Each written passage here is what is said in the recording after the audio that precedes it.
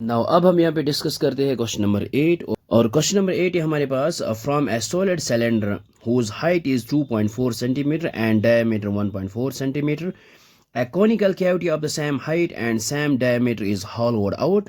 Find the total surface area of the remaining solid to the nearest square centimeter. ये हमारे पास एक solid cylinder है, ये already हमने यहाँ पे ड्रा किया है। ये है सोलिड सिलेंडर और इसका जो हाइट है वो है 2.4 सेंटीमीटर और डायमीटर है यहाँ पे 1.4 सेंटीमीटर। एक कॉनिकल कैविटी जो है सेम हाइट और सेम डायमीटर, और इसको हमने यहाँ पे कट किया है और इसको बाहर निकाला है। मीनस एक कॉनिकल कैविटी को हमने यहाँ पे इसमें कट किया है, लेकिन ये जो इसकी जो हाइट है वो है सेम।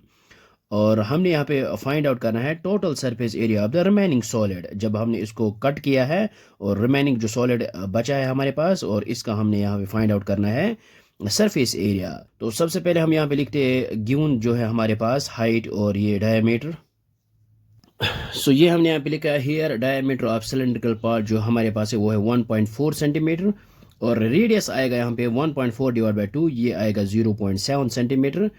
और यहाँ पे जो है height of cylindrical part is equal to height of conical part, तो ये भी आएगा यहाँ पे 2.4 सेंटीमीटर। ये हमने यहाँ पे लिखा है height of cylindrical part which is equal height of conical part which is equal 2.4 centimetre. अब हम यहाँ पे ये जो है इसका जो रेडियस आया है वो आया है 0.7 सेंटीमीटर, और अब हम यहाँ पे इसकी जो है स्लांट हाइट यहाँ पे फाइंड आउट करेंगे मीनस एल।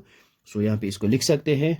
ये हमने यहाँ पे लिखा है slant height L which is equal, इसको हम डिनोट करते हैं एल से, which is equal square root of R square plus H square. ये आएगा which is equal square root of, और आर है हमारे पास रेडियस, ये आएगा 0.7 का होल स्क्वायर और प्लस एच हाइट है यहाँ पे 2.4 लेकिन यहाँ पे का whole square, which is equal ये आएगा स्क्वायर रूट ऑफ, और जब हम इसको ये 0.7 का स्क्वायर और ये आएगा 0.49 प्लस 2.4, जब इसको भी स्क्वायर करेंगे और जब हम ऐड करेंगे और स्क्वायर रूट साथ में, तो ये आएगा हमारे पास 2.5, डायरेक्ट हम लिखेंगे 2.5 centimetre. L is the slant height.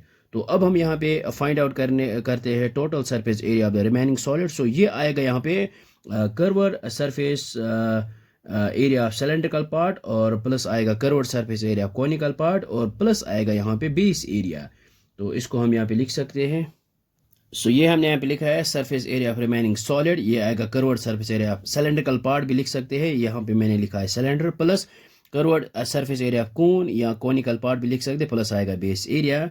We know that curved surface area of cylinder ये आता है हमारे पास 2πr/h, और plus curved surface area of cone ये आएगा हमारे पास πr/l, और प्लस बेस एरिया ये जो है बेस एरिया ये है सर्कुलर, तो ये आएगा एरिया ऑफ सर्कल वो आएगा πr²।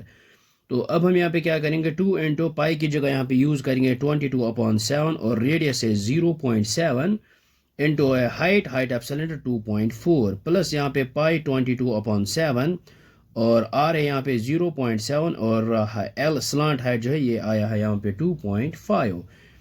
प्लस यहाँ पे ये जो है एरिया ऑफ सर्कल ये है πr², पाई की जगह 22/7, और आर है 0.7 लेकिन यहाँ पे का whole square. Which is equal यहाँ पे 22 इंटू 2 यहाँ पे, और मल्टीप्लाई करेंगे 0.7 मल्टीप्लाई 2.4 डिवाइड बाई 7, ये आएगा हमारे पास 10.56 plus 22 into 0.7 into 2.5 divide by 7, तो ये आएगा हमारे पास 5.5 प्लस 22 इंटू 0.7 इंटू 0.7, और जब हम इसको डिवाइड करेंगे 7 के साथ, तो ये आएगा हमारे पास 1.54 विच इज़ इक्वल। तो अब हम इनको ऐड करते हैं, ये आएगा हमारे पास 17.60 या फिर 6 भी लिख सकते हैं, तो स्क्वायर सेंटीमीटर, क्योंकि ये है सरफेस एरिया। तो विच इज़ इक्वल, तो हमने यहाँ पे लिखना है नियरेस्ट स्क्वायर सेंटीमीटर, तो हम यहाँ पे लिख सकते हैं 18 which is equal to 18 square centimetre. ये आएगा हमारे पास रिमेनिंग सॉलिड जो है इसका जो है एरिया ये आएगा 18 स्क्वायर सेंटीमीटर।